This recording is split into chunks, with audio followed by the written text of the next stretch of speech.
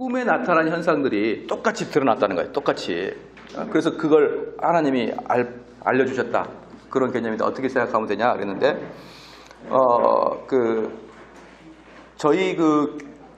저에게 전화가 다급하게 온 거예요. 다급하는데 뭐라고 하냐면 목사님 그 집사님이 저기 뭡니까 교회 집이 어디냐면은 청담동이 아니라 뭡니까 룸사롱 많은 동네가 어디예요? 강남에?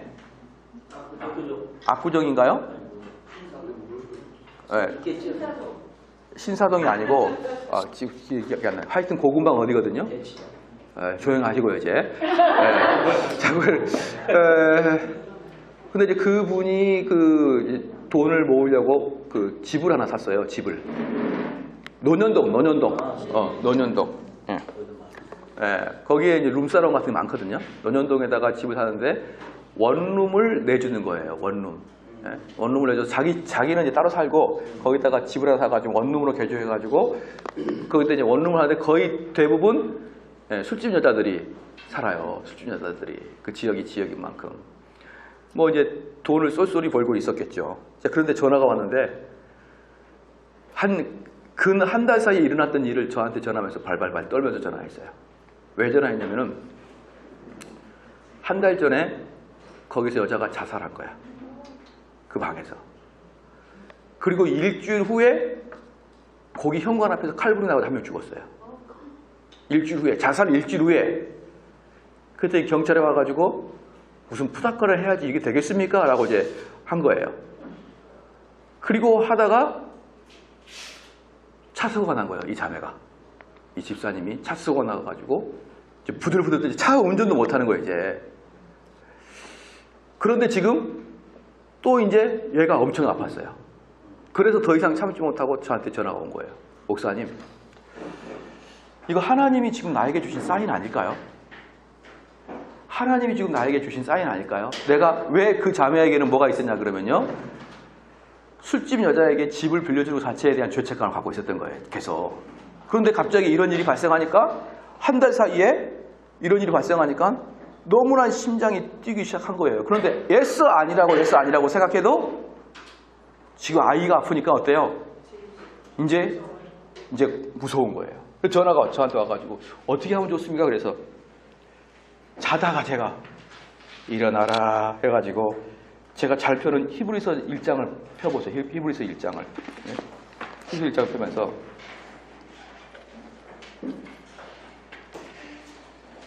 히브리서 1장에 보면은 그 말이 나오거든요. 이게 히브리서 1장이 1장 1절에 보면 이렇게 나오잖아요. 옛적에 선지자들로 여러 부분과 여러 모양이 뭐냐면 옛날에 선지자들에게 말씀하여서 성경을 쓰게 하는 것이었거든요. 그 여러 모양이 뭡니까? 기적과 이적과 꿈속이었어요. 그걸로 말미암아 하나님의 뜻과 계시가 전달되었거든요. 예전에는 그렇게 말하면서 뭐라고 하냐면 여러 부분과 여러 모양과 우리 조상들에게 말씀하신 하나님이 이 모든 마지막 날에는 아들로 우리에게 말씀하셨으니 지금 무슨 말이에요? 이제 끝났다는 거예요. 그게 무슨 얘기냐면요. 잘 들어주십시오. 여러분이 꿈을 꿔서 그게 현실로 드러날 수가 있어요. 그럴 수도 있어요. 얼마든지. 근데 그게 여러분에게 어떤 메시지를 주고 있지 않다. 하나님이 여러분을 경고하려고 꿈이나 이적과 환상을 통해서 여러분이 경고하지 않는다. 아시겠죠? 그게 웨슬리 신앙법에서 제1조 1항에 딱 나와요. 그걸로 여러분 신앙을 헛되이 두려워하지 마십시오. 헛되이. 꿈이 현실로 드러날 수 있어요. 그렇지만 여러분 꿈에서 자꾸 드러나는 것들이 지금 하나님이 나에게 메시지를 주고 그 어떤 사인을 준다고 생각하지 말라고요. 그 시대는 끝났으니까. 그렇게 여러분의 사인 안 줘요. 아시겠죠? 딱 이거 하고 덮으니까 5분 만에 자유함을 누렸습니다. 이게 말씀의 능력이에요. 이게 한 달 내내 떨다가 두려우다가 한마디 딱 해주자 이 성경 말씀. 그리고 왜냐하면 저를 신뢰하고 있던 분이기 때문에 두려우니까 저한테. 그리고 수많은 사람들이 뭐라고 하냐면 그 사람 옆에서 앉아가지고 야 이거 기도해야 되는 거 아니야? 야 이거 하나님이 지금 우리에게 뭔가를 지금 경고를 주고 있는 거 아니냐? 라고 하여가 그러다 참고 있다가 자녀가 딱 아프니까 들들들 떨려가지고 탁 전한 겁니다. 그래서 제가 그게 하나님의 섭리하에서 자살할 수도 있고 죽을 수도 있다. 그런데 그걸로 너에게 회개를 촉구하는 사인을 주는 건 아니다. 그런 시대는 아니다 지금. 그러니까 아무것도 아니다. 우연의 일치고 우리로 보면 우연의 일치고 하나님 보면 섭니다. 이걸로 너에게 메시지 주지 않으니 그걸로 두려워하지 마라. 그렇게 했어요. 자, 5분이면 상담 끝. 그래서 내가 그 다음날 전화해가지고 카톡을 해가지고 지금 어떻습니까? 물어보니까 전화를 끊은 순간 모든 고통과 근심은 사라졌습니다. 그렇게 했어요. 아시겠죠? 왜 또 대답이 없어요? 또 이게 개혁주의예요. 왜 개혁주의냐? 우리 개혁주의 하신다 그랬잖아요. 그럼 웨슬리 신앙고백에서 1조 1항을 따라야죠. 신앙고백에서 1조 1항에 그런 것들은 없다고 했던 거예요. 이제 앞으로는. 없다고. 제가 옛날에 우리 교회에서 얘기했어요. 어떤 사람이 목사님 차만 타면 4시 44분이에요. 아니 근데 일주일 내내 그래요. 딱 차면 4시 44분. 딱 타면 4시 44분. 이거 뭔가 사인을 준 거 아닙니까? 그래서 내가 5시부터 살아야죠. 5시부터. 모든 게 해결되는 거예요. 모든 게. 5시부터. 그러한 것들 잘 인식. 그러니까 개혁주의는 모든 거 하나하나 다 바꿔야 돼요. 지금까지 여러분이 있었던 사상을 다 바꿔야만 개혁주의가 나오는 거예요. 그동안 하고 있던 것, 의뢰하고 있던 것을 하게 되면 거의 대부분 자유주의 쪽에 있다는 것을, 또 영지주의나 자유주의 쪽에 있다는 것을 잘 좀 아시기 바랍니다. 자, 오해 없죠? 또 여러분 꿈꾸고 이러지 마세요. 꿈은 꿀 수 있고 그 꿈이 현실에 드러날 수 있고 아이고 딱 맞았네, 놀랍네, 그렇게 할 수 있지만 더 이상 진전시키지 말라고요. 더 이상. 제4장 4장 에른스트 튀렐치입니다. 서론입니다. 19세기와 20세기 신학 사상의 중요한 연결고리 중 하나가 트렐치 신앙입니다. 트렐치는 19세기 마무리 20세기를 연 사람이에요. 그는 19세기 말 독일 신학을 지배했던 자유주의 신학의 대표자이면서 20세기 초 독일 신학계의 중심 인물이다. 그는 슐라이머와 리첼의 전통을 이어받았지만 다른 한편 신학의 재구성 문제를 제기하고 기독교의 본질에 대한 새로운 해석을 제시했습니다. 그냥 맨날 새로운 해석이야. 맨날 새로운 해석. 자, 여러분 한번 볼게요. 내비게이터 그 교재는 누가 만들었나요? 예. 누가 만들었죠? 그 사람이 해군 대위라 그랬나요? 예. 새로운 거죠. 교회 역사에 보면. 예. CCC 교재 누가 만들었나요? 새로운 거죠. 그렇게 자꾸 새로운 거 만들어내지 말라는 거예요. 새로운 거 만들어내지 말고 있던 거 되풀이해서 살아. 있던 거. 사랑의 교회 제자훈련 누가 만들었죠? 그것저것 모아서 오카노 목사라는 사람이 만들었죠. 도대체 오카노 목사는 누굽니까 도대체? 그분의 신학을 신뢰할 하나요? 그분이 무슨 칼빈 같은 그런 존재입니까? 근데 왜 그분 책들을 교재로 사용하죠? 일단 여러분들이 사람들에게 효과적으로 강의하기 위해서 새로운 걸 만들어낸다. 모든 이단이 거기서 나와요. 모든 잘못된 사상들이. 그래서 우리는 덮어놓고 뭘 하면 되는 것이에요? 옛날 거 그대로 하면 되는 거예요. 옛날 거. 신앙 고백서 1장 1절 하면 더 이상 그런 질문 안 하실 거 아니에요. 그렇잖아요. 신앙 고백서만 계속해요. 계속. 그걸로 하면 되지. 꼭 자기가 새롭게 만들어가지고. 여러분 또 두 날개 가는 사람 있잖아요. 두 날개 가가지고 또 김성곤 목사가 만들고 다 해놓고 또 와서는 또 자기 형태로 또 만들어요. 김성곤 목사 해던데 그대로 한 게 아니라 또 자기 형태로 또 만들어 또 변형을 일으켜. 변형하면 어떻게 될 거예요 이게? 다른 것을 만들 생각하지 말고 그냥 우리 선배들이 만들어 놓은 것을 가지고 사용을 하세요. 이미 교회사에서는 그 책들을 공인한 책들이잖아요. 공인한 책. 응? 기독교 강요라든지 신앙고백서라든지 도르트 신조라든지 이미 공인된 책이잖아요. 그런 것들을 여러분 교회에서 가르치죠. 봐보세요. 도르트 신조 한번 가르치기 2년 걸려요. 2년. 신앙고백서 2년. 하이델베르 2년. 벨리시 2년. 기독교 강요 4년. 한번 다시 끝나면 다시 2년. 그럼 하나, 둘, 셋, 넷, 4, 2, 8. 여러분 은퇴할 때까지 가르쳐도 모자라요. 그리고 다 가르친 다음에 다시 처음부터 가르쳐봐요. 그럼 어때요? 여러분은 은퇴 직전이고 여러분께 배운 사람도 다 늙어가지고 다 잊어버렸을 거예요. 또 가르치는 거죠. 또 가르치고 또 가르치고. 새로운 거 만들지 말고. 아시겠죠? 그리고 우리 개혁주의는 신칼빈주의, 신복음주의, 새 관점 다 싫어해요. 신자, 새자 들어가 있는 것. 신상품만 좋아해요. 나머지는 다 싫어요. 다. 신자, 새자가 들어가면 다 싫다고요. 다. 그냥 옛날 걸 그대로 사용해야 된다. 옛날 걸. 여기서도 보면 결국 뭡니까? 새로 내가 만들겠다 그 뜻이에요. 그 욕망이 있는 거예요. 목회자나 교수들은 자기들의 이름이 걸려 있는 거기 때문에 새로운 걸 만들고자 하는 욕망이 있단 말이죠. 그렇죠. 튜렐치는 19세기 마지막 10년간 독일에서 발전했던 종교사학파의 대표적 조직신학자였는데요. 특별 계시에 근거하여 종교 문제를 해명하는 초자연적주의적 입장을 거부하고 역사적 연구에 의해 종교를 이해하는 상대주의적 입장을 취했다. 그가 관심을 기울인 주제는 신학과 역사 및 철학이었다. 그는 기독교의 절대성을 부정하고 종교다원주의의 태동을 열었어. 이 사람이 종교다원 태동을 열입니다.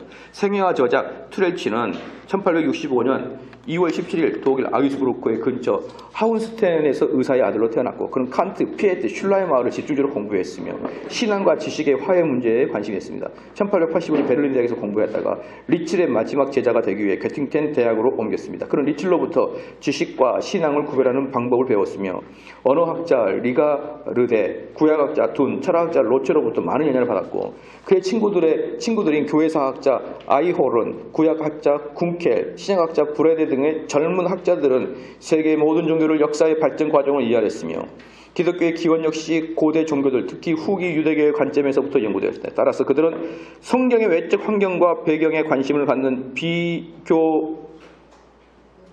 비교의적 사회학적인 방법으로 성경을 연구하였으며 비교의적이 여기서 그러니까 무조건 이 자유주의 신학으로 넘어에서부터는요. 저 사람이 뭔가 선입견을 갖고 있다. 우리가 교리를 갖고 있다는 건 선입견을 갖고 있는 거잖아요. 우리가 교리를 갖고 있다. 그럼 우리는 모든 걸 교리로 해석하려고 하잖아요. 그죠? 그런 선제적인 지식을 다 시도해요. 얘네들은 순수한 그 본문을 얘기하는 것이에요. 그러니까 여기서도 보면 비교의적이에요. 비교의적. 이게 항상 자유주의 신학에는 공통점이 들어갑니다. 사회학적인 방법으로 성경을 이해했으며 전통적인 성경 연구를 유교와 초기 기독교의 종교사학자로 전환시켰고 이들이 바이스, 하이트 뮬러 등과 함께 형성한 종교사학파였다. 1894년 29세 하이델베르그 대학교로 취임했어요. 보십시오. 얼마나 천재예요. 하이델베르그 교수에 29세에 해보래요. 우리 29세 알바하는데 보통. 21년 동안 조직신학을 가르쳤고 그의 주제인 기독교의 사회적 교훈은 사회학적 접근 방법을 사용하여 기독교의 사회윤리의 발전 탐구를 한 것이다.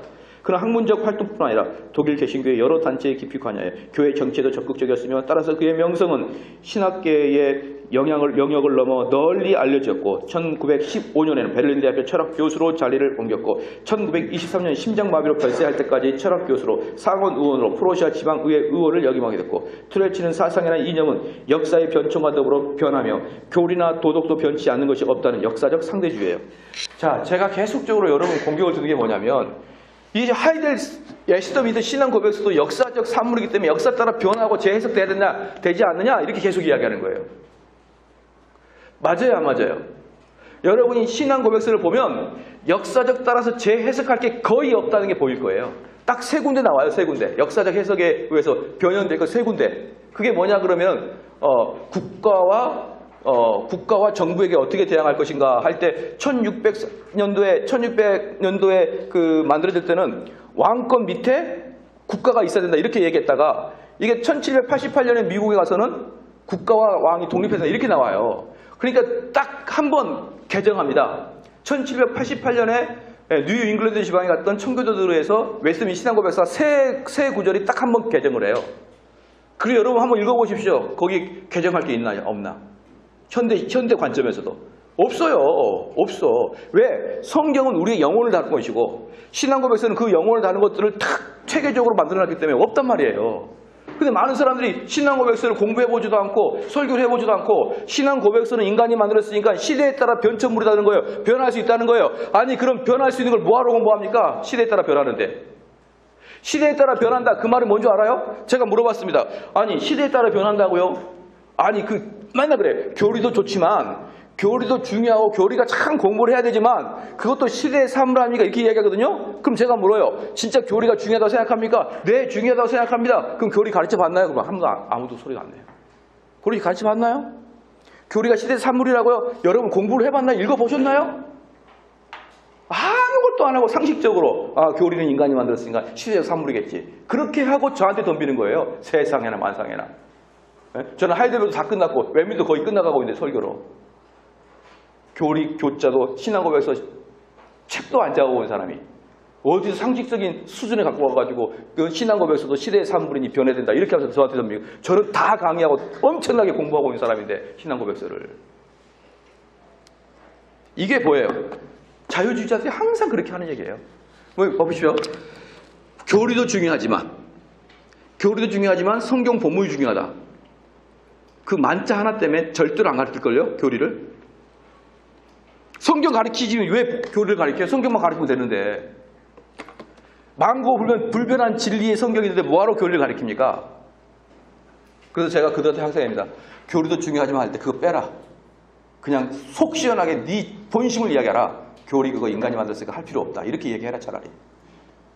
어디서 너의 또 자유주의적 포스트 모더니즘이라고 자기는 나쁜 사람으로 보이지 않기 위해서 선한 사람 보이기 위해서 딱 교리도 중요하지만 나도 교리를 인정하지만 신앙 고백서 서문이나 읽어봤냐 너? 그러니까 여러분들 그 감히 교리도 공부를 안 해보고 신앙 고백서들 공부도 안 해보고 함부로 이야기하지 마십시오. 함부로. 거기 안에 얼마나 진주와 같은 게 속해 있는데 함부로 이야기합니까 우리가? 그런 거죠. 자기가 모르는 분야는 입을 딱 다물고 있는 게 최상이에요. 최상. 자 봅시다. 그 다음에 역사적 방법과 종교사학의 신학입니다. 역사적 방법이다. 틀리치는 현대성의 가장 중요한 특징 중 하나가 인간사에 대한 역사적 견해의 발전이다. 그러니까 역사적 견해, 진보주의 사관이죠, 여러분. 나리 감옥에서 조가지 날 진보주의 사관이죠. 진보주의 사관은 다른 말로 인간의 전적 타락 부정합니다. 무조건 공식이에요, 그건. 이라고 주장했다. 그런 인간사에 대한 역사적 견해란 역사적 방법의 원리들에 의해 상세히 진술될 수 있으며 종교 문제 역시 역사적 연구에 의해서만 이해될 수 있다고 보았다. 역사적 방법의 기본 원리들은 비평, 유비 및 상관관계다. 비평은 모든 자료를 비판적으로 검토하고 모든 결론은 새로운 증거의 조명에 의해 검사되어야 된다고 했다. 다시 검사해야 된다 이 뜻이에요. 다시 검사해야 된다. 유비는 모든 인간적 사건들을 동질성을 지니고 있다는 원리를 전제한다. 자, 따라서 역사적 비평과 판단을 가능하게 하는 수단의 유비의 사용이다. 유비는 역사적 비평의 단서를 제공한다. 상관의 원리는 모든 역사적 사건들은 이전의 다른 사건들과 인과적으로 연결되어 있다는 것을 말한다. 따라서 모든 역사적 구조와 사건들은 다른 것과의 관계, 더 나아가 역사 전체와의 관계에서만 이해될 수 있다. 그러므로 역사적 방법의 특징은 모든 것을 상대화하는 것이다. 역사적 상대주의는 트릴치의 결정적인 사상이다. 트릴치의 결정적인 사상은 뭐라고요? 역사적 상대주의다. 역사적 상대주의. 그가 말했습니다. 기독교의 본질은 단순히 그 기원을 관찰함으로써가 아니라 그 전체 역사적 발전함을 관찰함으로써 결정된다라고 이야기했거든요. 그런 전통신학의 교의학적 방법을 역사적 방법과 전적으로 반대된 것을 취급했다. 자, 밑줄 그으십시오. 교의학이 뭡니까? 방금 제가 얘기했죠? 뭐라고요? 역사에 따라 아무 변동이 없잖아요. 교의학은. 그러니까 이들은 교의학을 싫어하는 거예요. 교의학. 교의학은 뭐죠? 조직신학이라고 하고 교리라고. 여러분, 조직신학은 뭡니까? 조직신학은요. 뭐 예를 들어서 헤르만 바빙크, 응? 그 다음에 볼코 이런 분들이 조직신학자들이잖아요. 훌륭하시죠? 그러나 이 조직신학은 그래도 개인이 만들었잖아요. 그렇죠? 그냥 신학고백서는 뭐예요? 교회가 만들었잖아요. 교회가. 그러니까 신학고백서가 중요한 거예요. 조직신학도 중요하지만 조직신학은 어쨌든 훌륭해도 그건 어쨌든 인간이 만든 거예요. 어쨌든 그것은 한 사람이 만든 거예요. 물론 다른 사람을 많이 참조했지만 그러나 신앙고백서는 교회가 모여서 수년 동안 연구해서 나온 게 그렇기 때문에 교회의 인증을 받고 나온 거잖아요. 교회의 인증을 받고. 근데 그거 자체를 뭐라고요? 싫어하는 거예요. 왜? 역사적으로 맨날 똑같은 것만 이야기한다고. 맨날 똑같은 거 이야기한다고. 자, 뭐 역사가 얼마나 허망하고. 자, 여기 주목 봅시다. 이번 천안함 사건 여러분 아시나요? 천안함 사건이 북한이 공격하지 않았다라고 말하는 분들도 계시잖아요. 아, 여러분 말고 인터넷에 보면요. 근데 또 한쪽에서는 북한이 공격했다 그러고 또 한쪽에서는 북한이 공격할 게 아니고 그 당시에 국가가 주의를 환기시키기 위해서 우리가 또는 미국이 또 그렇게 이렇게 이런 일이 나오잖아요. 그 나옵니까 안 나옵니까? 그럼 그들이 역사의 기술을 하게 되면 어때요? 그들이 역사의 기술을 하게 되면은 천안함의 사건은 북한 공격이 아닐 수 있다고 나올 수 있죠. 되죠? 근데 부서지긴 부서졌어. 분명히 객관전 부서지고 42명의 장병들이 죽었거든요. 근데 그것을 북한이 기록 안 했다고도 표현할 수 있고, 그런데 100년 후에 역사를 보니까 그 역사책에 보니까 천안함은 북한의 소행이라고 국정교과서에 써 있거든요. 국정교과서에. 근데 어떤 사람이 비서를 발견한 거야. 비서. 야, 거기 보니까 북한이 아니래. 이거 보니까 이게 그때 딱 근거를 보니 역사를 보니까 누구래? 한국 남한의 공작일 수가 있대. 이걸 음모론이라고 그러거든요. 음모론. 역사는 그렇게 전혀 다른 시각으로 드러날 수가 있어요. 역사 너무 좋아하지 말란 말이에요. 역사는 내가 어떤 사관을 가지고 보냐가 달라지는 것이지, 역사는 팩트를 다룬다고 생각하죠. 그렇지 않아요. 팩트를 자기 관점으로 보는 거예요. 자기 관점으로. 그냥 얼마 전에도 그냥 칼빈 나쁘다고 그냥. 그렇게 하지 마십시오. 그렇게 한 명의 위대한 자들을 당신의 그렇게 깊지 않은 지식으로 이렇게 판단하는 거 아니에요. 판단하는 거 아니에요. 근데 이 사람도 지금 역사는 정직하다 이 말을 이야기하고요. 스트레치더 역사는 정직하다. 역사가 증명한다 이거겠네.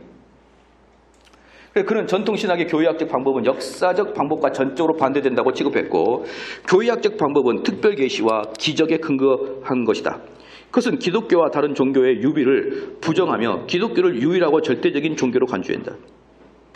역사를 일상적인 영역과 특별한 신적 간섭의 영역으로 나누고 있고요. 역사를 뭐라고 한다고요? 신적 간섭. 일상적 간섭과 신적 간섭을 나눈다. 즉 일반적인 역사와 구속사를 구별하고 유일한 신적 인과성이 기독교의 구속사에 적용한다고 한다. 교회학적 방법은 구속사의 토대를 둔 것으로 일반 역사와는 무관하다. 그러니까 이 사람은 역사 속에서 구속사를 발견하는 거예요. 역사 속에서 구속사를 발견하고, 그 뭡니까? 교회학은 구속사 자체를 다루고 있다. 이건 마음에 들지 않는다는 것이. 반면 역사적 방법은 기독교와 다른 종교를 구별하기보다는 오히려 다른 종교를 동질적인 현상으로 취급하고 있습니다. 모든 종교가 초자연적이며 구속적이며 계시에 기초한 것으로 간주하고 있습니다. 기독교는 유일한 종교가 아니라 여러 종교 중에 하나이며, 따라서 역사적 방법은 기독교를 전체 종교 현상의 맥락에 설명하고 있습니다. 자, 여러분 한번 봐볼까요? 여러분, 이 자유주의와 같이 우리는 함께 할 수 있습니까? 없습니까? 시작. 자유주의와 우리 개혁주의 함께 할 수 있나요? 없나요? 없죠? 그런데 왜 자유주의하고 우리는 일치를 해야 될까요? 안 해야 될까요? 연합을 해야 될까요? 안 해야 될까요? 연합 안 해야 돼요? 자유주의하고 우리 연합을 해야 됩니까? 안 해야 됩니까? 안 해야 되는데 왜 WCC를 주장하냐 말이에요. 말 같지도 않게. 우리 개혁주의자들은요, 자유주의를 이방주랑 똑같이 봐요. 기독교를 안 봅니다. 근데 무슨 WCC예요? 네, 말도 안 되죠. 그리고 그들은 이 성경도 역사로 봐요. 성경도 역사적 재해석한다는 거예요. 재해석. 어떻게 하냐? 동성애 문제 있죠? 그들 동성애 문제 어떻게 지지합니까? 남자와 남자의 동성애를 어떻게 지지하냐면요, 그 당시에 신전이죠. 신전에는 미성년자 예쁜 소년들이 있었다. 신전에 근무하는 미소년들. 근데 그 미소년들과 그 신을 이렇게 섬기러 가는 그 남자들이 그 신적 행위를 클라이막스에 그 소년과 같이 합방한다는 거예요. 그러니까 이 남자와 남자가 상관한다. 이건 뭐냐? 동성애를 이야기한 거라 우상숭배하지 말라는 뜻이다. 이 뜻이.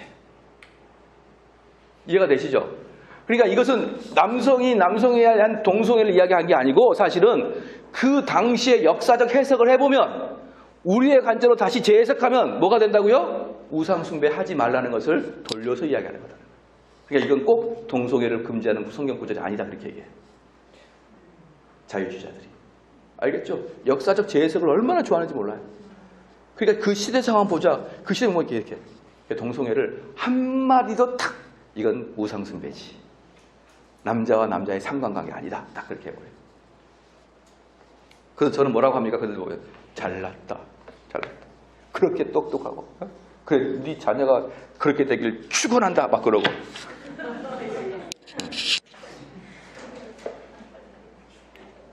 그는 신학의 방법에서 교리학적 사고를 거부하고 모든 학문에 통용되는 보편화된 방법을 주장하는 종교사학적 사고를 신뢰했습니다. 그가 생각하기에 역사적 방법이 종교의 본질과 핵심에 더 가까이 접근하고 있고 고전 신학의 주장을 더 잘 변화할 수 있다고 생각한 것이죠. 한번 씁시다. 역사적 방법은 결과적으로 전통적 교유학을 신뢰성을 손상시켰다. 역사적 방법은 결과적으로 전통적 교유학의 방법을 손상시켰다.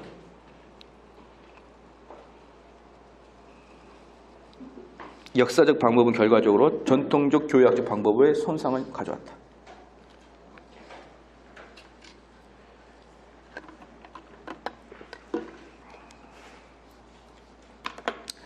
종교사학 발언. 그래서 여러분들 가끔 보면은 교리배 온다고 보면 별로 안 오는데 무슨 어디 성경 구약 가르치는 떼거지로 몰려가는 거예요. 떼거지로. 응? 교리가 얼마나 중요한지를 모르고. 떼거지로 몰려. 거기 별것도 없는데 가 앉아가지고. 여기 여러분 제가 올 때마다 계속 와야 돼. 아시겠죠? 여기 딱 눈동자 봐가지고 다음에 안 오면 제가 혼자 기도할 때 저주를 받을지어다 할 거예요. 그래서 자유주의에서는 헤어나오지 못하게 할지어다 이러면서 할 거니까 알아서 하십시오. 종교사학 발언, 종교적 사고의 교의 신학과 과제가 가지는 특별한 개념을 나타내기 위해 독일 신학에서 만들어진 것이다. 인간 종교는 서로 밀접한 관계를 가지고 발전하는 다수의 개별적 형태로 존재한다. 여러분 서울대 종교학과 있죠? 나온 애들은 교제도 하지 마세요. 얘네들이 후순들이거든요. 비교 종교학, 종교사학파. 걔네들이 무슨 신앙이 있을 거라고 생각하지 마십시오. 아주 무서운 애들이에요. 자유주의에 똘똘 뭉쳐 있어요. 그러니까 우리는 연대 신학과나 이대 신학과나 서울대 신학과나 이런 데나 종교학과 나온 애들이 왠지 똑똑하니까 좋은 목사가 될 것 같잖아요. 천만에 만만한 말씀. 걔네들이 회심하지 않으면 아주 골치 아픈 사람이 됩니다. 골치 아픈 사람. 완전히 자유주의에 물들어 있거든요. 자유주의. 그러니까 아버지가 왜 종교학교에 종교학과 들어가 봐야 취업도 못 하거든요. 서울대라 그래도. 그렇다고 목사가 되는 것도 아니고 왜 거길 보낸지 모르겠어요. 왜? 스님 되려고. 자, 이것은 그가 스스로 위대한 스승이라고 불렀던 슐라이마의 종교에 대한 비교 철학과 기독교에 대한 역사 비평적이며 종교사적 탐구의 토대 위에 건설된 것으로서 이 사상은 전수되었다. 트렐치가 생각하는 기독교의 본질은 시대의 영향을 받기 때문에 시대마다 다르다고 하였다. 따라서 성경이나 신앙 고역보다는 오히려 교유학의 기독교 본질의 토대를 둬야 된다고 했어요. 여기서 말하는 교유학은 시대마다 변질되는 교유학이에요. 그가 말하는 교유학은 하나님, 세계, 인간, 구원, 하나님 나라, 영생의 개념들에 의해 기독교의 본질을 해명해야 된다고 했습니다. 이외에도 그는 교유학의 실천적이며 교육적인 과제를 첨부했고, 그런데 그의 교유학은 종교철학 혹은 종교학의 토대를 두고 있는 것이 특징이고, 트렐치는 실천 신학을 강조하는 슐라이마어의 입장을 더욱 발전시켰다. 기독교의 절대성 논쟁. 진화의 개념에 근거하여 기독교의 절대성을 확립하려는 슐라이마어나 헤겔학파의 시도를 거부하는 반면 기독교는 결코 절대적인 종교가 아니라고 주장했던 거예요. 트렐치는 하나님의 계시가 모든 인간과 종교의 보편적으로 주어졌다고 생각합니다. 그렇다면 기독교의 타당성과 가치에 대한 기준은 지고하고 초월적인 생활을 나타내는 단순성, 깊이 및 능력이라고 하였습니다. 기독교의 타당성은 기독교가 모든 종교들 가운데 인격주의적 종교, 이해에 가장 강력하고 가장 농축된 계시라고 되어 있고, 그러나 결론적으로 모든 종교는 제각기 진리의 요소를 가지고 있으므로 어느 종교가 다른 종교보다 더 훌륭하다고 말할 수는 없고요. 기독교가 서구인들에게 훌륭하다고 유일한 종교이듯이 힌두교는 인도인들에게 훌륭한 종교이고, 그렇죠? 그러니까 이 사람은 특별히 불교하고 힌두교를 되게 좋아해요.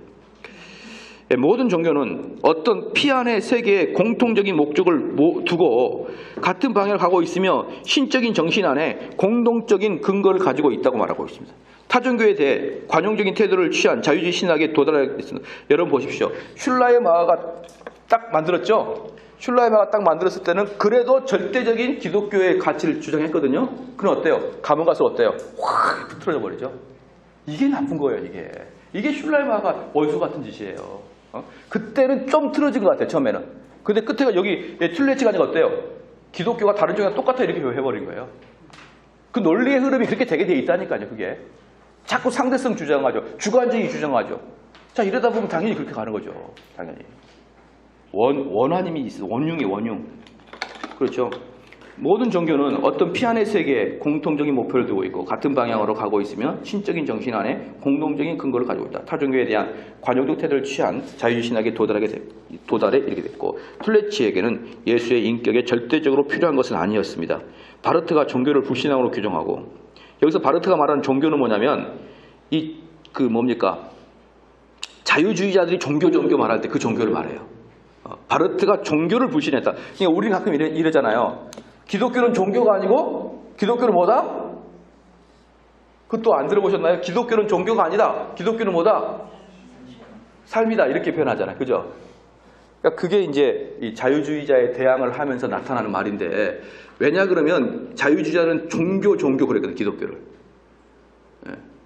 그래서 근데 이제 바르트는 기독교는 종교가 아니라 삶이다. 이러면서 또 틀어져요. 기독교는 그 종교가 아니라 뭔 거죠? 예, 지나가겠습니다. 예, 다 생각하겠습니다. 타종교에 대해 관용적인 태도를 취한 자유주의 신학에 도달하게 되었고 바르트가 종교를 불신앙 규정하고 예수 그리스도의 유일회성을 주장한 것은 툴레치 신학에 대한 반적용이다. 바르트는 우리의 의인과 성화, 회개와 구원, 유일회적으로 예수 그리스도 안에서만 일어나고 성취된다라고 주장했고 바르트는 종교는 인간이 만든 것을 하나님의 일과 대체하려는 시도라고 생각했습니다. 결론은 뭐냐? 툴레치의 관심사는 기독교의 절대성의 문제였습니다. 그는 하나님의 보편 계시가 모든 인간과 종교에게 주어졌다고 보았고 따라서 기독교의 절대성을 부정하고 종교적 상대주의를 주장하였고 이제 20세기는 툴레치를 바탕으로 종교적 다원주의에 크게 되었습니다. 그러니까 여기서 툴레치는 19세기에 만들어졌던 그 슐라이어 마오의 마지막 빙점이 툴레치예요.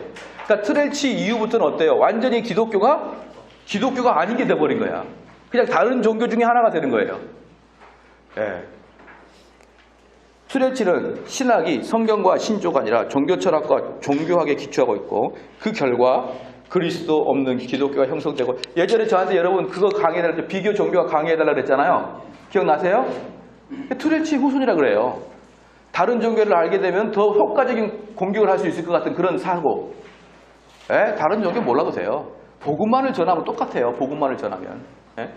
그런데 나도 모르게 비교 종교학 의식을 가지고 있는 거예요. 왜 그럴까요? 그게 인간의 본성이니까. 적을 알고 나를 알면 지피지기면 백전백승이죠. 근데 내가 이 선교사님을 대화도 안 하고 알 수 있는 방법이 있어요. 내가 이 선교사님을 대화도 안 하고 있는 방법이 있어요. 뭘까요? 알아맞히면 상품을 드릴 수 있습니다. 내가 이 선교사님을 대화 한 번만 해보고 이 선교사님을 다 알 수 있는 방법이 있단 말이에요. 뭘까요? 쓰레기라고 말하지 말고 뭘까요? 내가 이 사람을 알 수 있는 방법. 대화도 안 해보고 알 수 있는 방법이 있어요. 이거예요. 네. 나를 보면 돼. 정대훈을 보면 이 사람 그냥 알아요. 내가 하고 싶은 거 이 사람도 하고 싶고 내가 싫은 거 이 사람이 싫어요. 내가 기분 나쁘고 얘도 기분 나빠요. 똑같아요. 그러니까 지피지기 하지 말고 네 자신이나 알아라. 내 자신만 알면 어때요? 다 할 수 있어요. 우리 교회 성도들이 뭐라고 하지 않습니까? 목사님 우리 집에 CCTV 살아났나요? 왜 제가 하는 걸 그대로 이야기합니까? 왜 그럴까요? 나를 정대훈이를 딱 두고 그를 보면 설교를 만들거든요. 저를 딱 두고 얘를 보면 설교를 만들어요. 그리고 설교하면 100명이면 100명 다 자기한테 하고 있는 거라고 생각해요. 어떻게 목사님 어떻게 알았죠? 심지어 어떤 사람들은 구역장이 자꾸 목사에게 정보를 제공해 주는 게 아닌가요? 여러분 다른 사람 알 필요 없어요. 나만 알면 돼요. 인간은 똑같거든요. 똑같아요. 그러니까 비교 정병 이런 거 알 필요 없어요. 그냥 죄를 지적하면 돼요. 이 사람 무슨 죄를 졌을까요? 시작. 내가 속으로 품고 있는 죄를 똑같이 지고 있거든요. 근데 뭘 알아요? 자기만 쳐다보면 되는지. 뭐 자기가 의인인 것처럼 나는 의인인데 너희들은 무슨 생각하고 있냐. 그렇게 여러분 두리번거리지 말아요. 항상 여러분이 먼저 어때요? 여러분들이 먼저 하나님 말씀으로 여러분을 재단해봐요. 정대훈 자체를 말씀으로 재단해봐요. 그래서 내가 재단하다가 아이고 미안해. 아이고 하나님 죄송해요. 그러면 그대로 성도들이 아이고 그래요. 그대로. 제가 설교를 도대체 몇 년째 합니까? 아시잖아요. 성도들이 깜짝깜짝 놀래요. 근데 성도들이 깜짝깜짝 놀래기 전날 제가 먼저 깜짝깜짝 놀래거든요. 그리고 나서 설교 끝나고 나서 또다시 제 설교가 잘 녹음되나 확인하다가 또 깜짝 놀라져서 제가 설교하고 있는 인터넷 듣고 있다가 아이고 막 이래요. 왜 그럴까요? 하나님이 인간에게 이야기하는 건 똑같거든요. 다. 그게 비록 제 입을 통해서 나와도 똑같아요. 여러분들이 지피지기 할 필요가 세상 사람들 무슨 생각하고 있는지 여러분 생각 필요도 없어요. 여러분의 생각과 똑같이 하고 있어요. 알겠죠? 그러니까 세상의 책 읽고 뭐 세상이 어떨까 그런 거 관심 갖지 말고 오직 어때요? 청교도 것만 드립만 팔아요. 네. 그다음에 제 2부 오늘 끝까지 가야 돼요. 신정통주의입니다. 신정통주의. 칼 바르트입니다. 드디어 우리의 호프 바르트가 나오세요. 바르트. 예. 이 바르트를 싫어하는 사람은 뭐라고 하냐면 빨티안. 그래, 빨티안. 바르트를 추종하는 사람들을 그래서 이렇게 얘기합니다. 너 빨티안이지? 그러면 나 아니야. 그래요. 우리 개혁주의에서는. 예, 바르트를 별로 좋아하지 않아요. 그러나 바르트에게도 하나님이 그에게 그 정점을 찍는 게 있어요. 뭡니까? 자유주의를 격파했어요. 자유주의를 격파하기까지 아주 잘했는데 이게 바른 방향으로 가는 것에는 서툴렀다. 자유주의 격파했다.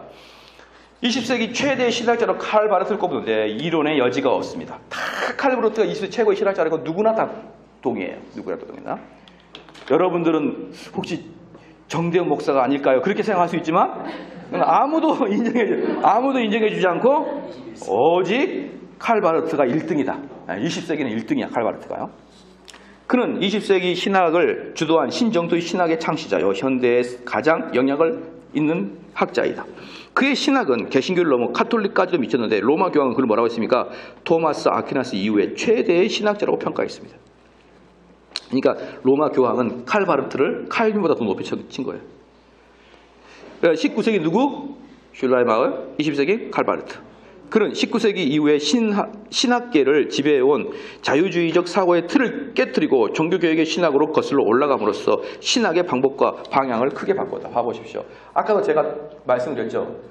여러분들이 칼빈을 여러분의 짧은 지식으로 비평하지 말라고요. 모든 당대의 최고 신학자가 누구를 향해 갑니까? 다시 칼빈으로 가잖아요. 칼빈으로. 나는 칼빈의 제자야. 이 이야기를 하고 싶어 안 달라는 거예요. 다들. 근데 이제 MDB 좀 받아가지고 좀 책 좀 읽는다고 아우 칼빈에 이런 문제가 있지 않나요? 막 그러면 니나 잘해라. 니나 잘해. 제발 좀. 여러분 우리가 마음만 먹으면요. 예수님도 얼마나 비평할 수 있어요. 얼마든지 비평할 수 있어요. 왜? 바리새인들이 예수님 그렇게 비평했잖아요. 그러니까 우리 다른 나라 민족은 모르겠는데 우리는요 너무 교만합니다. 너무 교만해요. 왜? 다른 사람들이 일평생 헌신해서 만들어 놓은 것들을 내 한마디의 지식으로 딱 잘라버려요. 별것도 아니야. 뭣도 아니야 그거. 그 문제가 있어. 이렇게 얘기합니다. 저는 정말 하룻강아지 법무서운지 모른다고 생각하는 거예요. 여러분 혹시 주변의 사람들이 칼빈 그거 별것도 아니야? 그러면은 한번 물어봐요. 기독교 강을 읽어봤냐? 제가 옛날에 우리 그 교회 어떤 청년이 와가지고 막 씩씩거려서 막 해서 너는 그러면 도대체 칼빈이 욕하더라고요. 칼빈이 욕해요. 청년이 하나 와가지고. 근데 내가 야 너는 기독교 강요를 아냐? 그랬더니 기독교는 정말 나쁜 거 다 알거든요. 왜? 기독교는 강요한 거 아니에요. 내가 그래서 에라 이놈아 저리 가라. 냄새 난다 저리 가라 막 이러겠죠. 읽어보거나 비평하자. 읽어보거나. 네. 그래서 바르트는 19세기와는 정반대로 신학의 방법론은 인간의 경험이나 종교적 의식이 아닌 하나님 말씀을 신학의 출발점으로 삼았습니다. 그러니까 바르트 신학의 특징이 뭡니까? 바르트의 특징은 자유주의에 대한 맹공격이에요. 자유주의에 대한 맹공격. 그리고 또한 바르트도 그리스도 중심 사상이에요. 그러니까 바르트의 앞으로의 미래가 좀 보이죠? 아까도 말씀드렸지만 중심 사상으로 가면 안 된다. 중심 사상은 성경에 여러 개 나올 수 있다. 어느 것도 무게중심이 쏠리지 않을 만큼 다 막강한 중심 사상이다. 근데 이제 그 중에서 여러분이 하나를 딱 붙들고 그 중심 사상으로 성경을 해석해 나가겠다. 그러면 이제 문제가 발생하는 거예요. 그래서 또 바르트도 보니까 그리스도 중심 사상으로 나가겠다는 게 벌써 시초가 좀 그래요. 자, 바르트와 자유신학의 관계성을 이해하는 것이 그의 신학을 이해하는 지름길이다. 왜냐하면 그의 신학은 자유주의와 오랜 논쟁을 통해서 형성되었기 때문이고. 자, 그의 생애 보겠습니다. 칼 바르트는 스위스 바젤에서 출생하여 개혁교의학의 이제 20세기, 19세기는 누구의 영향이냐면 독일 사람들의 영향이에요. 근데 20세기는 스위스 사람들의 영향이 나옵니다. 스위스 바젤에서 출생하여 개혁교의적인 신앙 속에서 성장하였고 아버지는 저명한 보수주의 신학자인 베른 대학교 교회사 교수인 프렌치 브리트였습니다. 프렌치 바르트. 바르트는 아버지가 있는 베른 대학에서 신학을 시작했고 특히 그는 칸트, 슐라이마허 신학의 흥미를 그때 다 이걸 똑같이 좋아해요. 그래서 바르트도 자유주의 신학자였어요. 사실은. 그의 스승들은 당대 독일을 주도했던 자유주의 신학자들이었고 보수적인 할레 대학에서 공부하기를 원했던 아버지와 절충안으로 1906년에 중도적인 베를린 대학에서 공부했는데 카프탄, 궁켈, 하르낙 교수에게 밑에서 공부했고 1907년 아버지의 명령에 따라 튜빙겐 대학으로 옮겨 보수 신학자의 슐라터에게 배웠다. 1909년 신학 교육을 마친 바르트는 제네바에서 독일어를 사용하는 개혁교회 부목사로 잠시 봉사하였다가 1911년부터 10년 동안 스위스의 작은 공업도시 자펜빌에서 목회하였다. 바르트는 사회의 정의, 저임금, 노동자, 근로조건 등 사회 문제에 많은 관심을 기울였다. 바르트는 자유주의 신학의 대가 하르낙과 헤르만으로부터 교육을 받았을 뿐 아니라 자유주의를 신봉하였다. 또한 하나님 나라와 사회주의의 합의를 강조하는 자유주의의 전체 전제와 일맥상통한다. 그러니까 이분들은 사회주의자, 사회의 이 사회 복음주의자 참 재밌는 게 뭐냐면요, 이거예요. 가난한 자, 뭐라고 할까요? 가난한 자 속에 그리스도가 계시다. 이런 식이에요. 섬김을 해서 가난한 자들 속에 그리스도가 있다. 소외된 자들 속에 그리스도가 있다. 이런 식으로 아름다운 언어법으로 사용했는데 뭐가 있어요? 그리스도는 누가 어디에 있는데 죄를 회개하고 복음을 받아들인 사이에 있는 것이지. 뭔 가난한 자에게. 여러분 가난한 사람들이요. 제가 아는 제 친척 목사님이 저기 강남에 있는 산정의 교회에 있었거든요. 강남에 산정의 교회라고 있어요. 아시죠? 거기에는 한 800명 되는 교회인데 거기서 15년을 부목사 하다가 강북에 100명 되는 담임 목사로 청빙 받아갔어요. 청빙 받아갔는데 산정의 교회가 강남 한복판에 있기 때문에 럭셔리한 사람들로 많이 잡니다. 럭셔리한 사람. 근데 강북으로 가니까 되게 드세요. 그래서 그 사모님이 6개월 동안 울었어요. 왠지 알아요? 너무나 무례하게 하니까 강북 사람들이. 아무 때나 강남 사람들은 점잖한데. 여러분 가난한 사람이 착하다고요? 한번 살아보십시오. 착한지 안 착한지를. 어떻게 돈의 많고 적음으로 착한가 안 착함이 형성됩니까? 예? 근데 꼭 자유주의자들은 돈에 가난한 자가 진짜 가난한 자로 생각하는 거예요. 한번 진짜 가난한 자, 옛날부터 인심은 어디서 나온다고 했어요? 인심은 곳간에서 나온다고요. 부자가 돼야 넉넉하고 부자가 돼야 젠틀합니다. 가난한 자 어때요? 이러는 거예요. 살아보시라고요. 그런데 자유주의자는 어때요? 가난을 왠지 소외된 자라고 생각하고 그 소외된 속에 누가 있다고 생각하는 거예요? 그리스도가 있다고 생각하는 거예요. 이게 사회복음이에요. 사회복음. 아시겠죠? 그래서 여러분들한테 뭐라고 했습니까? 사람의 외모를 보지 말고 하라고요. 그가 부자니까 복음을 받아들이지 않을 것 같다 이런 생각하지 말란 말이에요. 부자든 가난하든 똑같이 대하면 되는 거예요. 똑같이. 자, 봅시다. 여기도 이제 그런 모습이 있는 거예요. 여기도 보면은 자유주의 신학을 딱 할 때는 보면요. 또한 하나님 나라와 사회주의의 합의를 강조하는 자유신학 전제와 일맥상통한 것을 하고 있는 거예요. 사실. 그러나 바르트의 신학적 입장은 급진전 변화를 겪습니다. 그는 자유주의 신학과 결별하였으며 하나님 나라와 사회적 행동을 동일시하지 않았습니다. 바르트가 자유주의와 결별하게 된 결정적인 요인은 1차 세계대전 때 자핀빌에서 목회하였는데 1914년 제1차 세계대전이 일어났습니다. 독일 지성인 93명이 독일 황제 카이젤 빌헬름 2세의 전쟁 정책이 기독교 문명의 방어에 필요한 것으로 간주하여 이를 지지하는 성명서를 발표했어요. 그러니까 바르트가 너무나 존경하는 그런 교수들이 독일 빌헬름 2세의 전쟁을 지지한다 이 말이에요. 그러니까 하르낙이 그것을 기초하여 헤르만, 제베르그, 라데 등 자유주의 신학자가 다수가 성명서에 서명했고 바르트는 그들이 지성인의 선언에 서명한 것은 잘못된 신학과 철학에 근거했기 때문이라고 보았고 그들의 정치적 이념과 신학은 장래성이 없다고 확신했습니다. 한편 그는 목회를 하면서 항상 무엇을 설교할지 고민했고 그리고 자유주의적 기독교와 역사에 대한 외경이 이에 대해 적절한 해결책이 되지 못한다는 것과 자유주의 신학으로는 청중들의 반응을 일으킬 수 없다는 게 자유주의 신학은 어때요? 처음에는 청중들이 가난한 사람 돕시다 그러다가 맨날 똑같은 얘기를 하는 거예요. 돕자 어쩌자. 그러니까 성도의 마음은 어때요? 아주 강팍해지는 거예요. 아주 강팍해져. 우리가 뭐 교회 뭐 저기 뭐 도와주러 왔냐? 뭐 이러면서 은혜를 못 끼치는 거예요. 그러니까 바르트가 자유주의 신학으로 설교를 해보니 정의를 위하자 이렇게 해보니 성도들 시간 지나니까 피곤해요. 피곤해. 여러분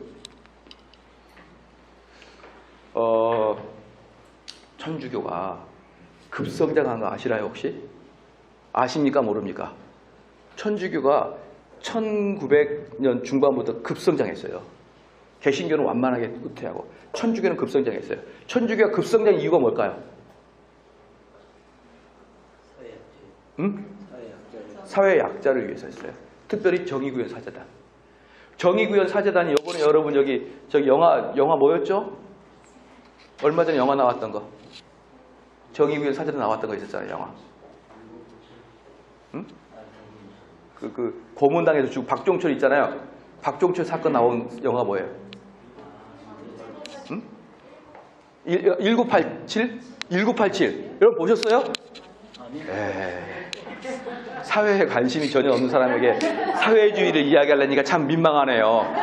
사회주의 이야기하면 나 그거 관심 없는데 그럴까봐. 1987에서 저는 정말 짜증나는 걸 봤습니다. 저는 삶 자체가 짜증이에요. 뭐냐면 거기에 종교 3개 나오거든요.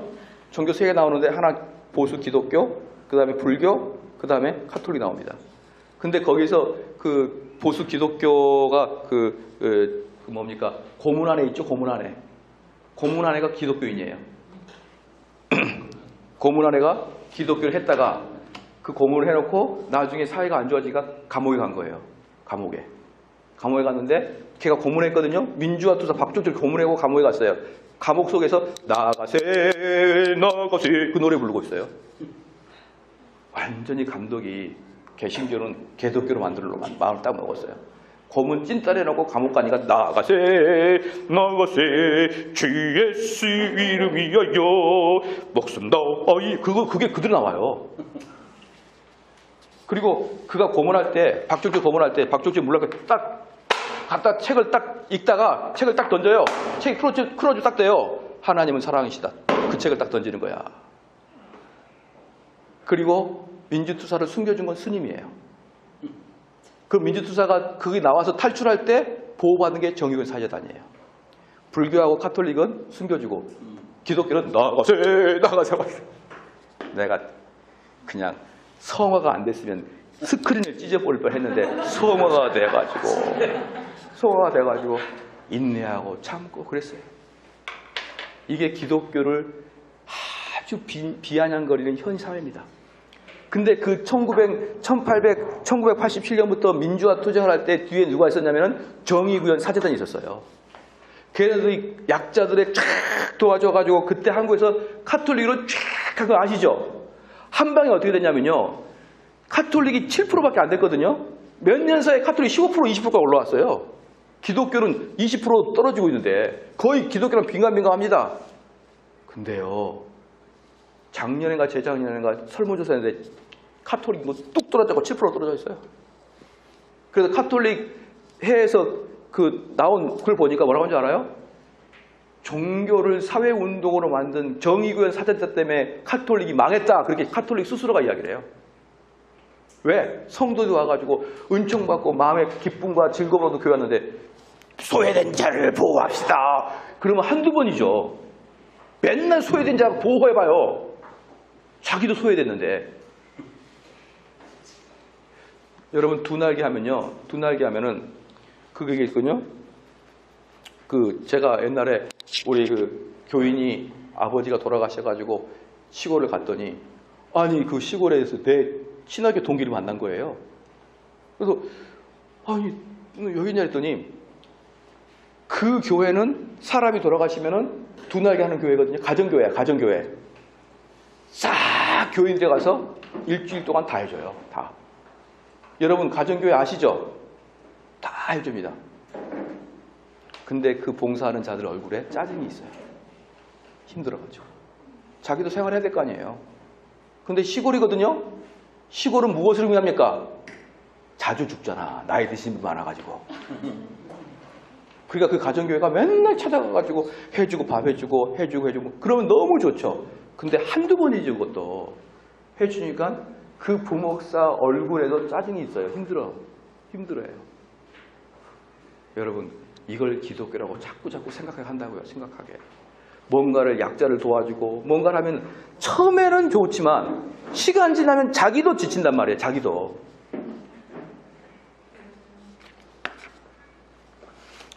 아시겠죠?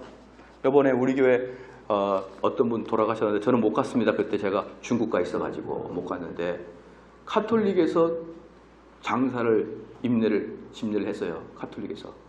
근데 하루에 30명씩 와가지고 그냥 2박 3일 동안 쫙 해주고 나가니까 사람들이 가마 감동을 받아요. 가마 감동. 그래서 목사님 하마터면 카톨릭으로 갈 것 같던데요? 그래요. 자기들도. 그런데 그렇게 받을 때 좋지만 자기가 봉사를 해보십시오. 어떻게 되나? 한두 번이죠. 지치죠. 자기도 직장생활 해야 되고 가정생활 해야 되는데 아닐까요?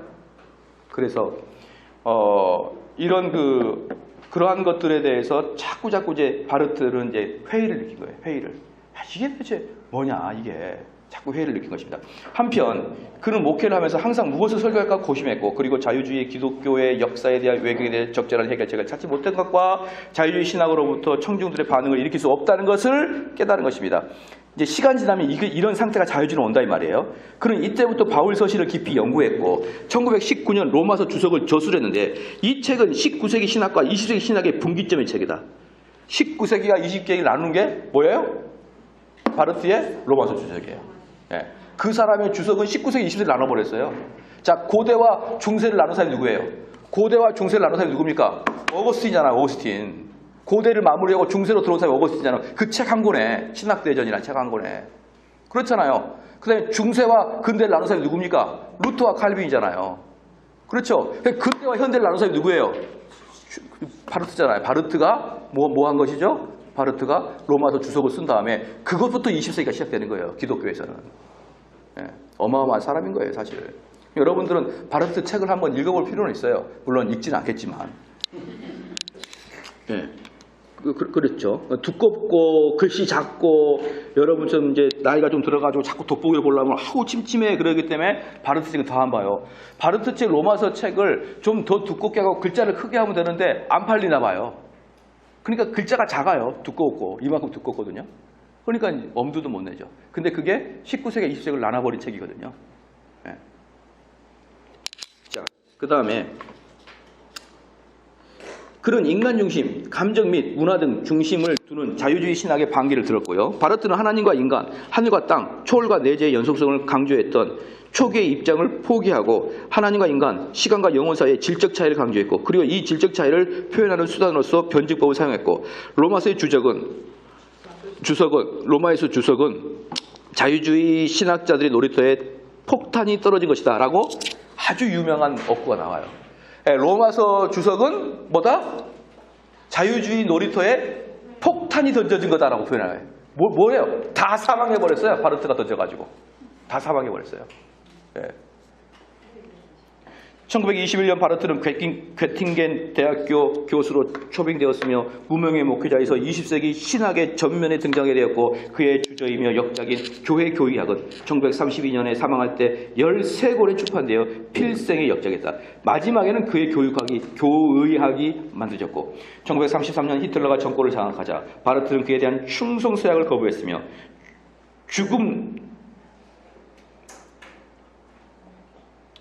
했으며 하여튼 교회를 장악하려는 나치의 시도에 반대하여 고백 교회를 전했다. 이로 인해 바르트는 1935년 본 대학교 교수직에서 해임되었고 독일에서 가르치는 것과 저서 출판이 금지됐고 독일로부터 추방된 바르트는 스위스로 돌아가 1968년 사망할 때까지 바젤 대학 교수로서 활동했다. 바르트의 말씀과 그리스도의 중심적 신학입니다. 바르트 신학의 중심은 세 가지 강조점이 있는데 첫 번째, 하나님은 하나님이다. 무슨 말입니까? 하나님 함부로 아는 척하지 말라는 거예요. 너희들과 질적 차이가 있다. 두 번째, 예수 그리스도 안에 하나님 말씀이 실제한다. 세 번째, 하나님 말씀 외에 어떤 다른 토대 위에 신학을 건설하는 것은 불가능하다. 이는 우리가 읽으면 너무나 상식적인데요. 그 당시엔 폭탄과 같은 내용이어서 이게. 이는 하나님의 타자성과 인간적 노력으로는 하나님에 대한 진정한 지식에 도달할 수 없다는 것이 강조되었고 바르트 신학은 하나님 말씀과 그리스도의 중심을 강조하는 것이 특징이었습니다. 하나님 말씀의 신앙은 집펜벨에서 목회하면서 바르트는 자유주의 신학에 점차적으로 환멸을 느꼈고 자유주의 신학은 인간과 인간의 신앙, 종교, 문화 등의 신학의 중심을 두었기 때문입니다. 여러분 보고 싶으시오.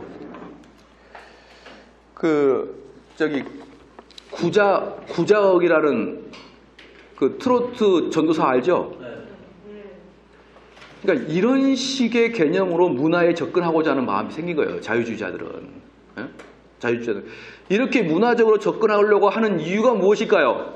얘네들하고 내가 차이를 두지 않고 브릿지를 연결해서 얘네들을 유리있게 들어오게 하려고. 그렇죠? 그러니까 믿지 않는 사람을 전도하기 위해서 우리가 그만큼 낮아져서 그들과 우리의 다리를 놔서 우리의 복음이 그들을 흘러가게 하려고 하는 거 맞죠?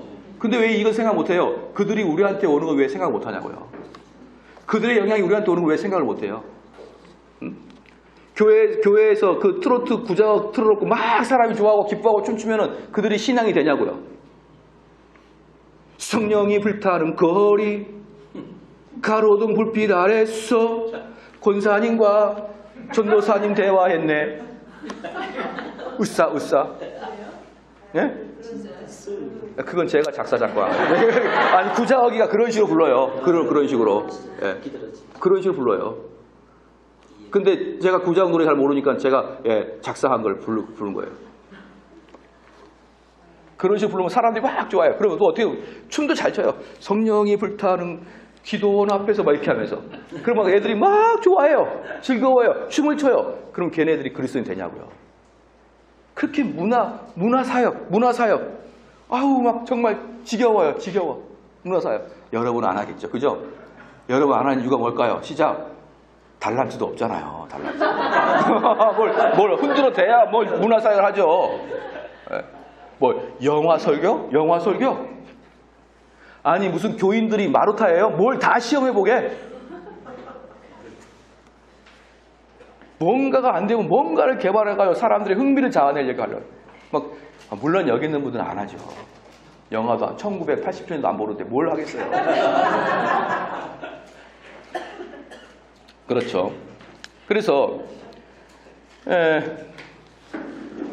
첫 번째 형태는 계시된 말씀이고 이는 성육신 말씀 곧 예수 그리스도고 두 번째 형태는 쓰여진 말씀으로 하나님의 계시에 대한 인간의 기록 곧 성경을 의미한다. 이게 참 재밌어요. 두 번째 형태가 뭐냐면 첫 번째 형태는 뭐냐면 계시된 말씀이에요. 계시된 말씀. 즉 성육신 말씀인데 곧 예수 그리스도거든요. 근데 첫 번째와 두 번째 나눕니다. 두 번째는 형태는 쓰여진 말씀으로 하나님의 계시에 대한 인간의 기록이에요.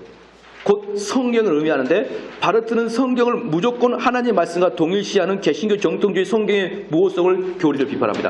그러면서 성경의 중요성과 권위를 파괴하는 자유주의 입장을 거부했습니다. 바르트는 하나님의 말씀과 성경을 동일시하지 않고 성경을 하나님 말씀에 대한 증언으로 간주했습니다. 이게 무슨 뜻이냐면요. 여러분들이 만약에 이건 여러분 하나님 말씀입니까 아닙니까? 성경은 하나님 말씀이잖아요. 정통교회는 이게 하나님 말씀을 봐요. 근데 바르트는 어떠냐면 딱 읽어. 근데 읽는데 이 사람이 읽으라는데 이 사람은 막 읽기도 싫어. 읽기 싫어. 이럴 때는 하나님 말씀이 아닌 거예요. 억지로 읽고. 근데 그 마음에 감동함을 갖고 그런데 그때 하나님의 말씀이 임하는 거예요. 그때. 아시겠죠? 맞아. 근데 어떤 애들은 우리 애들도 이번에 보니까 주일학교에서 성경 시험을 보는데요. 머리를 팍팍 긁어가면서 읽어요. 아빠 이게 이렇게 어려워. 그런데 무슨 은혜를 받아요 걔가. 무슨 은혜를 받냐고요. 우리 교회 주일학 교회는 시험 볼 때 가로넣기거든요. 가로넣기. 이게 얼마나 사실 어렵거든요. 2번이나 탈락했어요, 우리 아들은. 근데 외우라고 하면 그렇게 머리를 벅벅 긁어요. 그런 아이가 성경을 읽을 때 그 하나님 말씀입니까 아닙니까? 왜 말을 못해요? 벅벅 긁을 때 아우 아빠 싫은데 아우 안 하면 밥 안 줄 거야 아우 아빠 싫은데 해서 아우 그거 하나님 말씀입니까 아닙니까? 바르트가 말할 때 그 하나님 말씀 아니에요. 그때는 정말 너희가 이 속에서 하나님 발견할 때야 비로소 하나님 말씀인 것이죠. 그게 그 부분이 어때요? 정통주의와는 차이가 있고, 자유주의와는 뭡니까? 자유주의는 하나님 말씀을 가벼이 여기지만 그런 하나님 말씀이면 천금같이 귀하게 여긴 게 바르트란 말이에요. 그러나 뭐라는 것이죠? 이게 나에게 큰 감화 감동을 줄 때야 비로소 하나님이 나한테 말씀하시는 거다 이 말이죠. 딱히 반론은 못하겠죠. 반론하지 마요. 그냥 가만히 있으면 좋아요. 세 번째 형태는 선포된 말씀이다. 이는 설교를 말하는데 이 세 가지 하나님 말씀 가운데 근원적인 형태는 계시된 말씀이고, 그러니까 가장 중요한 건 계시된 말씀이고 곧 예수 그리스도고, 기록된 말씀과 설교된 말씀은 계시의 원초적인 형태가 아니라 부차적이며 2차적이다. 뭐예요? 약화를 딱 줘줘. 약화를 딱 줍니다. 성경과 그 성경하는 설교의 가치를 조금 더 떨어뜨려요. 조금 더. 하나님 말씀을 신학의 출발점 삼는 것은 자유주의의 결벌을 의미하고, 자유주의는 기독교적 경건을 신학의 토대로 삼기 때문입니다. 자유주의는 기독교인의 자기의식이 있었고, 바르트의 관심은 인간에게 전달된 하나님의 말씀에 있었습니다. 그리스도 중심의 신학입니다. 그리스도 중심의 신학이란 하나님이 자기 계신 예수 그리스도를 모든 신학의 기본이 되는 본문으로 간주하는 것입니다. 네 개의 주제, 즉 하나님 말씀은 하나님의 말씀론, 신론, 창조론, 화해론으로 구성되어 있는 교회 교육이 이를 말해줍니다. 하나님의 말씀론은 예수 그리스도 안에 나타난 하나님의 계시의 실제성이 신학의 출발점이 되어야 된다는 것을 논증하고 있고, 하나님은 단지 계시에 의해 알려지며 그 계시는 예수 그리스도 자신을 강조합니다. 신론은 하나님이 예수 그리스도를 통해 삼중의 양식으로 알려진다는 것을 논증하고 있습니다. 첫째, 하나님은 아버지, 아들, 성령입니다. 둘째로 아들은 아버지의 말씀과 형상입니다. 셋째로 성령은 그 형상을 나타내며 그 말씀을 전달하는 힘입니다. 이 삼중적인 구조가 삼위일체 구조다라는 것이죠. 여러분, 장신대 출신 한번 손들어 보십시오. 장신대 출신. 장신대교회랑 통합측교회, 통합측 손들어 주십시오. 통합측. 왜 또 안 들으시나? 이 통합측은 바르트를 대단히 좋아해요. 네, 바르트. 감리교도 바르트를 대단히 좋아하고, 바르트를 좋아하고. 그렇기 때문에 제가 강의할 때 그분들이 있으면은 완화시켜서 이야기하려고. 네, 여러분과 서로 타협을 좀 해야죠. 어쨌든 바르트는 통합측에서는 제일 좋아하는 목사가 바르트예요. 바르트. 그러니까 우리는 보통 그들을 빠르티안 이렇게 이야기해요. 빠르티안. 예.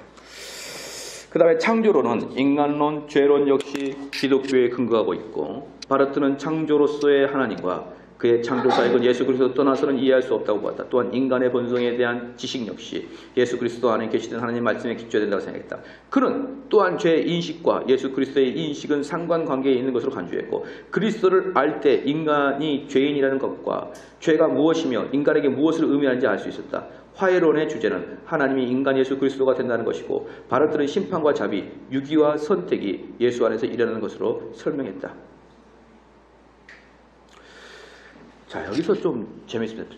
바르트는 심판과 자비와 유기와 선택이 예수 안에서 일어난다. 이게 뭘까요? 그럼 전통적인 사과는 뭘까요? 여기 이 구절에 의하면 바르트는 심판과 자비, 유기와 선택이 예수 안에서 일어났다. 이게 뭘까요? 원래는 심판과 유기가 삼위일체 하나님 사이, 특별히 성부 하나님에서 일어나거든요. 우리 개혁교회는. 그럼 이게 그리스도 안에서 일어난다 그러면 어때요? 심판과 유기가 훨씬 더 부드러워지겠죠. 그렇죠?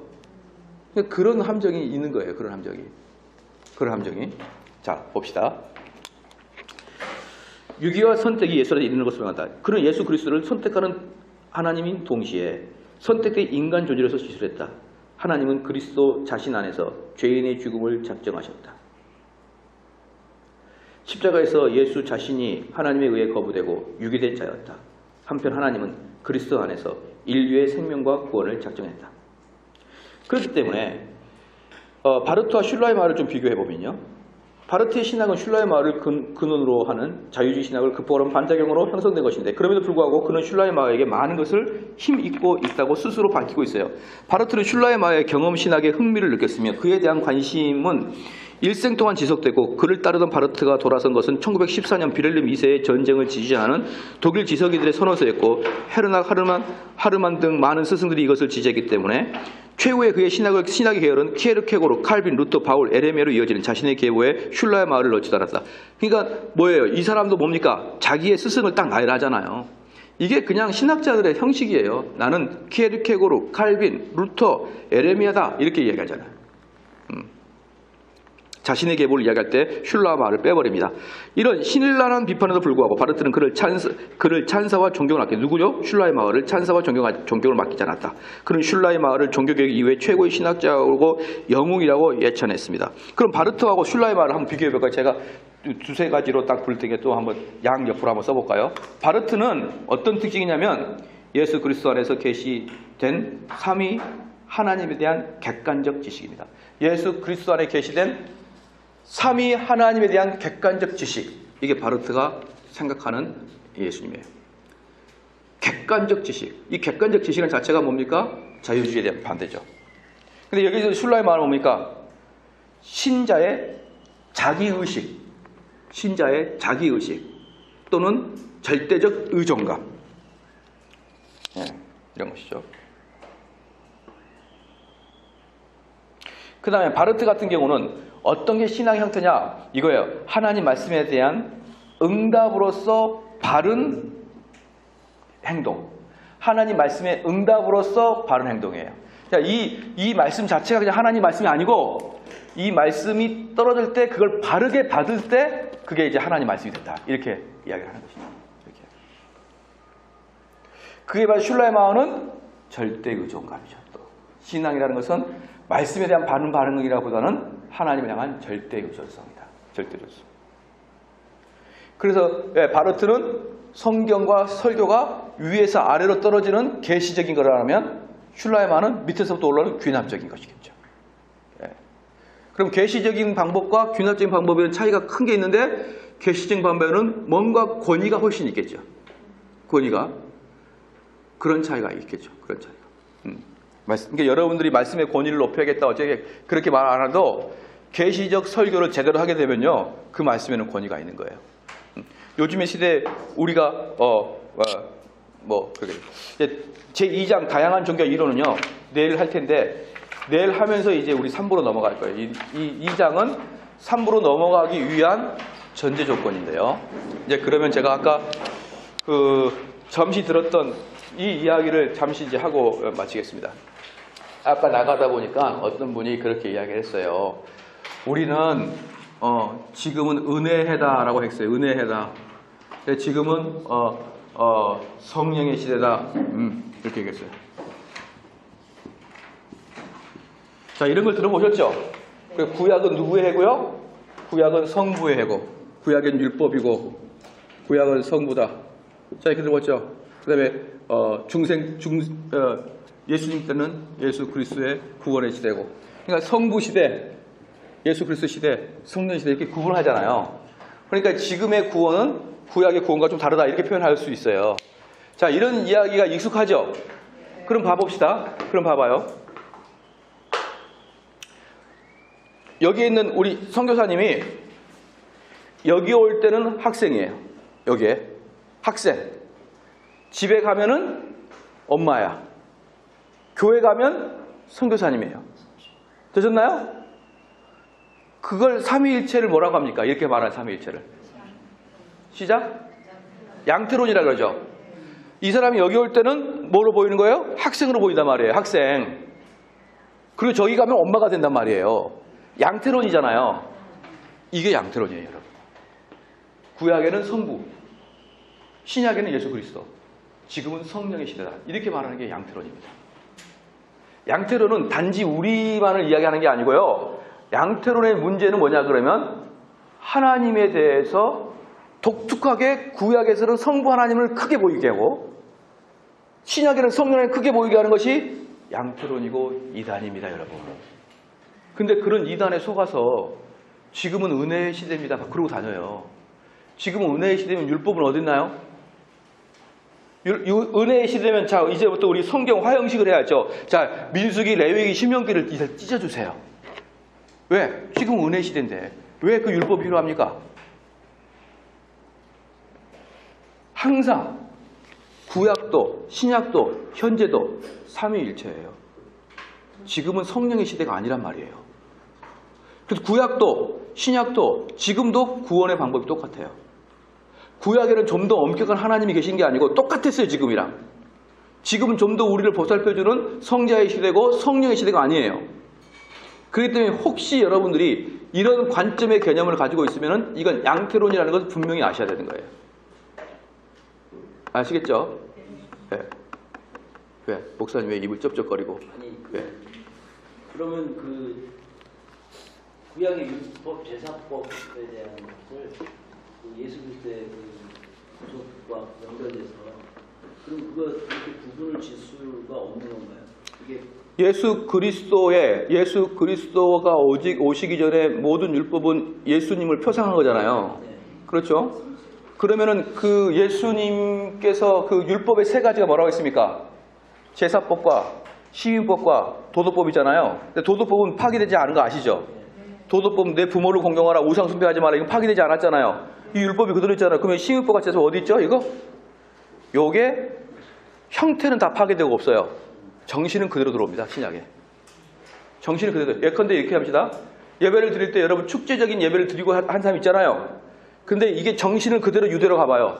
그들의 제사가 축제입니까? 슬픔입니까? 슬픔이죠. 나 대신에 양이 발발발 떨면서 피를 흘리고 죽잖아요. 피를 흘리고 죽는 그 피를 흘리고 죽는 그 양을 보면서 우후 되나요 이게? 아 나는 죄가 해방됐다. 얘가 죽었어요. 그래도 되나요? 그대로 정신 신약에 나옵니다. 신약의 예배도 여러분과 슬픔과 부끄러움과 죄송함이에요. 신약의 구약의 율법이 형태는 변해도 정신은 그대로 이어옵니다. 또 하나만 더 할게요. 그럼 교회에서 목사님이 월급을 얼마 정도 받는 게 좋으냐? 그대로 저는 그대로 얘기해야 돼요. 12개의 지파가 있어요. 그죠? 12개의 지파 중에 레위 지파가 딱 빠졌거든요. 근데 요셉의 지파가 에브라임 지파하고 두 개로 나눴잖아요. 므낫세 지파하고 나누잖아요. 그래서 12지파가 된 거예요. 그렇죠? 그래서 얘네들은 11조를 띄죠. 그 11조 누구한테 줍니까? 어떻게 그렇게 잘 알아요? 레위 지파한테 주죠. 그러면 이제 산술적으로 계산해요. 산술적으로. 그럼 얘네들은 자기의 10분의 1을 뗐으니까 얼마가 있는 거예요? 각자한테 9가 있잖아요. 9. 얘는 얼마가 있어요? 12가 있죠. 누가 더 부자예요? 레위가 부자죠. 목사가 더 부자가 돼야 돼요. 교회에서는. 아시겠습니까? 왜 대답을 안 해요? 어차피 여러분 헌금도 안 할 건데 왜 대답까지도 안 하냐고요. 대답 또 볼게요. 그 다음에 민수기 보면 계속적으로 너가 제사를 드릴 때 넓적다리는 제사상 주고 막 나오죠. 그럼 얘는 이 11조의 용도가 뭡니까? 11조 용도가 뭐죠? 성전과 레위 지파를 보호하기 위해서 11조가 주어진 거예요. 아시겠죠? 11조 용도는 다른 데 있는 게 아니에요. 11조는 성직자를 먹이고 살리기 위해서 11조가 주어진 거예요. 그러니까 여러분들 교회 다닐 때 다 11조를 충성스럽게 해서 그것이 하나님께로부터 와야 되거든요. 11조만 받아도 얘네들은 10분의 9인데 얘는 12가 있어요. 부자죠. 근데 매 제사 지낼 때마다 이건 제사장 다시 드려. 구약학자가 연구할 때 보편적인 평신도보다 150% 정도가 레위 지파가 가져간다. 아시겠죠? 그래서 여러분이 교회에서 설교할 때도 평균 이상의 삶을 나한테 살게 해달라고 민수기의 상황을 그대로 응용해서 정신을 전해달란 말이에요. 뒷다리 주지 말고, 뒷다리는 민수기니까 뒷다리는 주지 말되 우리 교인들의 평균 이상의 삶을 목사들을 살게 해달라. 그렇게 이야기하면 됩니다. 정신이 그대로 들어와 있기 때문에. 알겠죠? 어디 딱 신방 갔는데 다른 사람 전부 다 막 승용차 끌고 막 좋은 차 끌고 갔는데 난 봉고차 끌고 가고 그러면 안 돼요. 목사님을 그렇게 섬겨야 된다. 그렇게 교인들이 목사를 그렇게 섬겨야 된다. 아시겠습니까? 왜 또 대답을 안 하시면 잘 살아라고 말하는데 그렇게 정신이 이어져 와요. 저 아까 양태론 설명하실 때 네. 저 자체를 좀 과하다 생각하지 않고 어떤 역할적인 면에서 강조를 하다 보니까 그렇게 얘기할 수도 있는 건데 지금 너무 양태론을 몰아버리면 아니 역할을 강조하다가 이단이 돼요. 그러니까 항상 삼위일체를 똑같이 봐야 돼요. 이 시기에는 성부가 좀 더 큰 역할, 이 시기에는 성자가 좀 더 큰 역할 이렇게 나가게 되면요. 이게 양태로 나간다니까. 이것은 제가 이야기한 게 아니라 교회 사학자들이 그렇게 얘기해요. 교회 사학자들이. 그래서 여러분들이 지금은 은혜의 시대, 지금은 성령의 시대 이렇게 나가면은 된다 안 된다? 안 돼. 지금 무슨 시대입니까? 시작? 삼위일체 시대예요. 삼위일체 시대. 똑같아요. 똑같아. 그래서 구약의 백성들의 구원받은 방법과 지금의 우리가 구원받은 방법 다 똑같아요. 무엇을? 예수 그리스도 믿음으로 말미암아. 제사장이 목사가 돼야 되나요? 아니죠. 레위 지파가 목사 같죠. 레위 성전에서 허드렛 일을 하는 레위 지파들 있잖아요. 레위 지파 자체가 예. 지금의 목사랑 똑같죠. 그렇게 예. 왜냐면은 제사장은 예수님의 모형이고 왜냐 그러면은 구약에서 모든 성전을 관리하고 예배를 인도하고 교육시킨 사람들이 레위 지파였거든요. 사찰 지도 있고 그럼 교회에서 모든 것들을 관리하고 있는 것이 사찰 집사나 성직자죠. 지금 우리 한국 교회. 월급은 안 주잖아요. 이렇게. 그러나 신약에서는 말씀 전하는 자를 배나 존경하라 그러죠. 그렇기 때문에 모든 월급을 배나 줘야죠. 말씀 전하는 자에게. 또 뭘 따지려 그래요. 그래서 그 목사님에게 존경하는 표현은 그 교회에서 풍성하게 사례비를 제공하는 거예요. 풍성하게. 그게 존경이지. 어떤 분은 이런 얘기 하더라고. 나는 목사가 많이 벌어가는 건 절대 두 눈 뜨고 못 봐. 나는 목사는 가난해야 돼. 경건하다고 생각해. 이렇게 말하는 사람은 사회주의자들이에요. 실질로 성경에서는 항상 주의 종들에게는 풍성하게 대접을 해야 되는 거예요. 아시겠죠? 여러분들이 나중에 교인들이 사례비를 안 올려주면 저를 초청해 주세요. 제가 민수기를 잘 설명해서 그게 아니다. 그게 좋은 게 아니다라는 걸 제가